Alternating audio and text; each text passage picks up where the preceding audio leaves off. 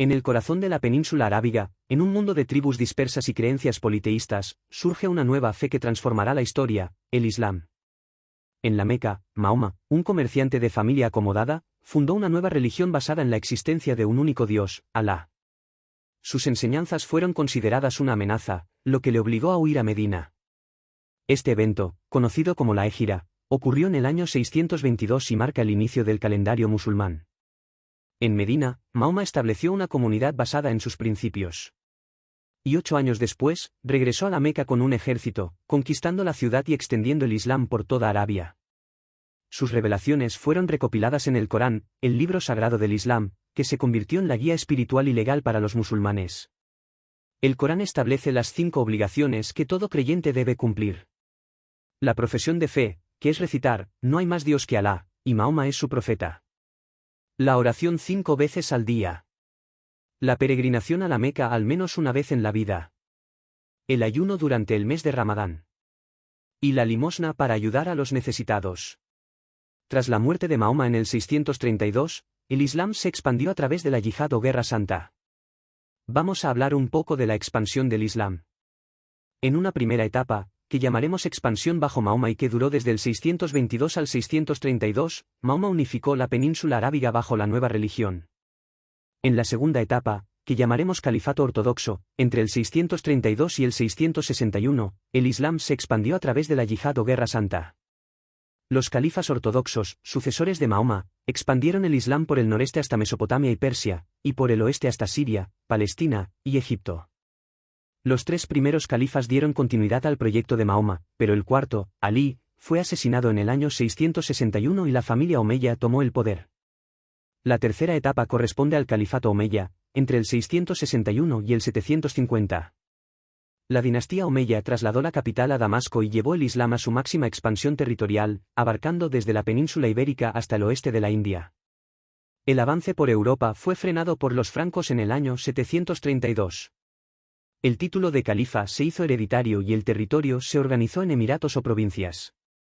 Una rebelión, dirigida por Abul Abbas en el año 750, acabó con este periodo. La familia Omeya fue asesinada, excepto el príncipe Abderramán, que huyó a la península ibérica. El último periodo que estudiaremos fue el llamado Califato Abasida, entre el 750 y el 1258. Los abasíes tomaron el poder e instalaron la capital en Bagdad. Fue un momento de máximo florecimiento cultural y científico. Hasta que en 1258, el ejército mongol saqueó Bagdad y mató al último califa abasida. Vamos a hablar ahora de la sociedad y la economía islámicas. La sociedad islámica era heterogénea, con personas de distintas religiones y etnias conviviendo. Sin embargo, existía una división social basada en criterios económicos. En esta sociedad, el califa era la máxima autoridad política y religiosa. Luego había una aristocracia, sobre todo de origen árabe, que tenía mucho poder político y económico. Sin embargo, la mayoría de la población estaba compuesta por campesinos, artesanos y criados, que vivían de manera precaria. Las mujeres, por su parte, estaban sometidas a la autoridad del padre o del marido, y su rol principal era el cuidado de la casa y los hijos. Si hablamos de economía tenemos que mencionar la importancia de la agricultura, y cómo solventaron la escasez de agua desarrollando sistemas de riego con acequias, acueductos y aljibes. Pero la actividad económica fundamental fue el comercio, con rutas terrestres y marítimas. Las ciudades islámicas medievales más importantes eran Bagdad, la Meca, Damasco y el Cairo. Las ciudades se organizaban alrededor de la Medina, el Alcázar, la Mezquita y el Zoco. La Medina es la parte más antigua de la ciudad, con calles estrechas y laberínticas. El Alcázar era un recinto fortificado y elevado donde residían la autoridad local y sus funcionarios, por lo que se convertía en el centro de la vida política en la ciudad. La mezquita, por su parte, era el corazón de la ciudad islámica. No solo era un lugar de culto, sino también un centro de reunión y aprendizaje. El zoco, o mercado, era otro elemento fundamental de la ciudad islámica. Estos mercados abarrotados y coloridos eran el lugar en el que se intercambiaban mercancías de todo tipo. La vida social y económica giraba, sobre todo, alrededor del zoco o mercado. Para hacernos una idea de cómo eran las casas típicas islámicas, tenemos que imaginar casas que se organizaban alrededor de un patio central, que proporcionaba luz y ventilación. Las habitaciones, de esta manera, se abrían hacia el patio, y a menudo estaban adornadas con azulejos y yeserías. Vamos a hablar ahora de las aportaciones de la civilización islámica a la ciencia, la cultura y al arte. Para empezar, tenemos que decir que la civilización islámica hizo grandes avances científicos en diversas áreas. Así, en astronomía, elaboraron catálogos de astros y construyeron observatorios. En matemáticas, difundieron el sistema decimal, desarrollaron el álgebra y perfeccionaron la trigonometría. En medicina, emplearon avanzadas técnicas de cirugía y anestesia, gracias a figuras como Avicena y Averroes. En el ámbito cultural, tenemos que decir que el árabe se impuso como vehículo de comunicación. Los estudiosos se dedicaron a traducir obras griegas y romanas. Además, la poesía ocupó un lugar central en la cultura islámica medieval. En prosa, por su parte, destaca la importancia de la obra Las Mil y Una Noches. Por otro lado, la arquitectura fue una de las manifestaciones artísticas más importantes, construyendo mezquitas, palacios y madrasas con materiales como el ladrillo y el yeso. Usaban columnas, arcos, bóvedas y techumbres de madera. La decoración se realizó con motivos geométricos, vegetales e inscripciones. Esto se debe a que, a diferencia de muchas otras culturas, el arte islámico se caracteriza por la ausencia de representaciones realistas de seres humanos o animales. Esto se debe a una interpretación estricta de algunos versículos del Corán que prohíben la creación de imágenes que puedan ser adoradas. Para terminar, vamos a analizar las partes del edificio más representativo que ha dejado el arte islámico, la mezquita. La mezquita cuenta con un alminar o minarete, que es una torre alta y delgada desde donde el muecín llama a los fieles a la oración. El espacio principal de la mezquita es la sala de oración, también llamada haram, donde los fieles se reúnen para orar. Suele ser un gran salón con el suelo cubierto de alfombras y orientado hacia la Meca. Esta orientación hacia la Meca se llama Qibla. En el muro que está orientado hacia la Meca hay un pequeño nicho que se llama Mihrab, que es hacia donde los fieles realizan la oración. Hay además un púlpito, llamado mimbar, que es una plataforma elevada desde la que el imán dirige la oración. Muchas mezquitas tienen un patio central rodeado de columnas o arcos. Este patio sirve como lugar de ablución antes de la oración y como espacio de reunión. Y ahora, 25 preguntas tipo test para ver si has prestado atención al vídeo. Pregunta 1. ¿Cuál es el libro sagrado del Islam?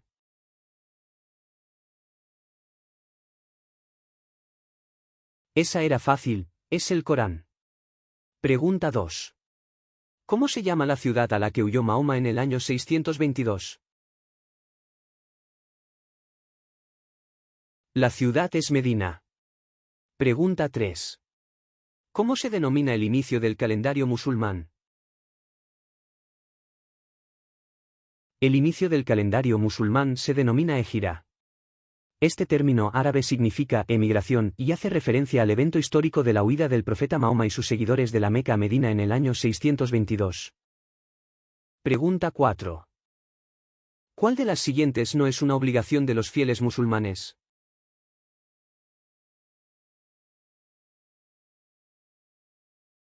El bautismo. Pregunta 5.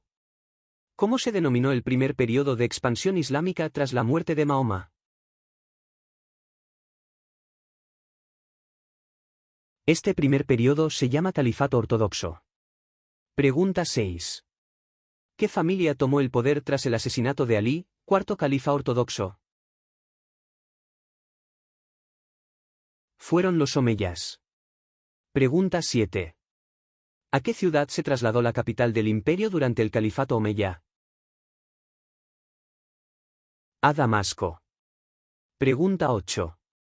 ¿Qué evento histórico frenó el avance del Islam en Europa? La derrota frente a los francos en la batalla de Poitiers, en el 732. Pregunta 9. ¿Qué pasó con la familia omeya después de que los abasidas tomaron el poder? Fueron asesinados, excepto Abderramán, que se refugió en la península ibérica. Pregunta 10. ¿Qué ciudad se convirtió en la capital del califato abasida? La ciudad es Bagdad. Pregunta 11. ¿Quiénes saquearon Bagdad en 1258 y marcaron el fin del califato abasida? Fue el ejército mongol el que saqueó Bagdad. Pregunta 12. ¿Quién era la máxima autoridad política y religiosa en la sociedad islámica? La máxima autoridad era el califa. Pregunta 13. ¿Qué grupo social no formaba parte de la aristocracia? Eso es, los artesanos. Pregunta 14. ¿Cómo era la situación de las mujeres en la sociedad islámica? Las mujeres estaban sometidas a la autoridad del padre o del marido. Pregunta 15. ¿Cómo se llama la ciudad vieja en las ciudades islámicas medievales? La respuesta es la Medina. Pregunta 16. ¿Dónde se situaba el centro de la vida política en las ciudades islámicas? El centro de la vida política era el Alcázar. Pregunta 17. ¿Qué elemento arquitectónico no se menciona en la descripción de las casas islámicas?